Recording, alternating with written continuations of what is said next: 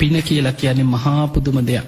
නිවන් දකින්න යන ගමනේ පරලොව ඔබට තියෙන එකම රැකවරණේ තමයි රැස් කරගත්ත පින. පුඤ්ඤානි පරලෝකස්මින් පතිට්ඨා හොන්ති පානිනං කිය. පුළුවන් තරම් මේ ලැබිච්ච මනුස්ස ජීවිතය අවසන් වෙන්න පෙර විශාල වශයෙන් පින් දහම් කුසල් දහම් දියුණු කරගන්න ඔබ දක්ෂ පිරිසක් බවට පත් වෙන්න. සම්මා දිට්ඨිය යුක්තව පින්කම් කරන්න. පින් කරන්නේ මතක තියාගන්න මේ සසර සැප ලබන්න අනේ ඔය සංසාරී සැප මේ අමු බොරුව සැපේ තමයි හොයන්නේ. සැපේ තමයි කැමති. කරන්න තියෙන මේ වැරදි වැඩ ඔක්කොම කරන්න පුළුවන් තරම් අනුන්ගේ දේවල් හොරා කාගෙන හරි සැපසේ ඉන්න. හැබැයි බොරුවට කියනවා අනේ ওই පින්කම් වලින් සසර දික් වෙනවා. අපි ওই සැපේට කැමති නෑ. ධර්මයේ නොදන්නකම.